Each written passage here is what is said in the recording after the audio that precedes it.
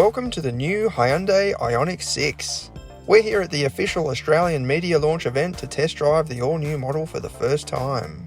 3 variants are on sale in Australia, including a base rear-wheel drive model called the Dynamiq and 2 all-wheel drive versions called the Techniq and Epic.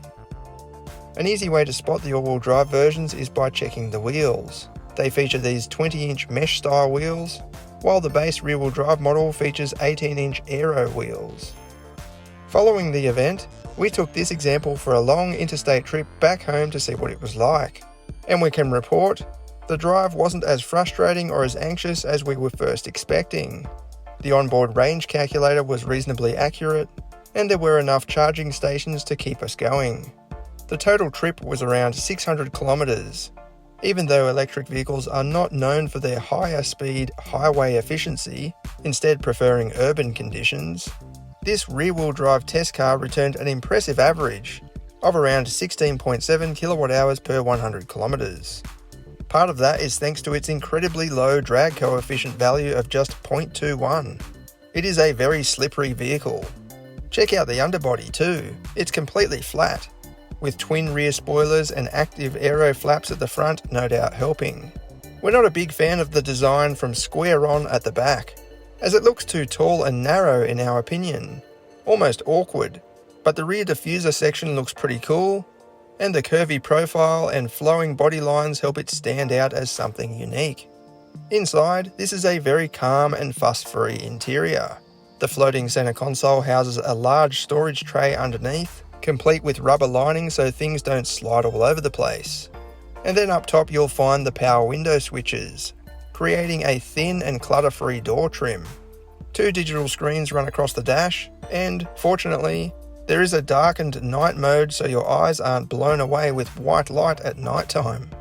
Some of the materials are made from recycled products, which is great, but some areas feel a bit cheap in our view, such as the top of the door trim and parts of the dash. Rear legroom is just massive, which is a bit strange because headroom doesn't match. In other words, this is great for people with really long legs and a short torso. Climate vents and twin USB-C charging ports are standard, along with vehicle-to-load charging facilities. The boot opening is quite small, but with 446 litres available, the volume isn't too bad. There's also some underfloor storage for the charging cables. And of course, being an electric vehicle, there is no engine under the bonnet. Instead, this rear-wheel drive model offers 45 litres of additional space.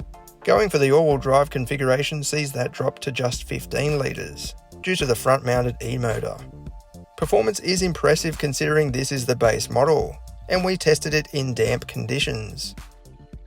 This is what it goes like.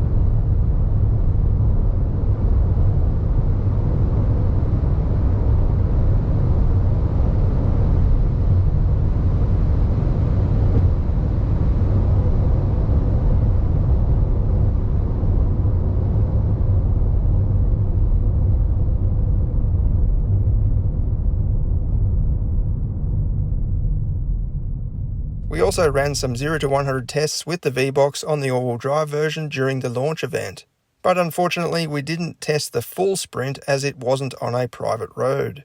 It also laid down some exciting numbers. This is how it went.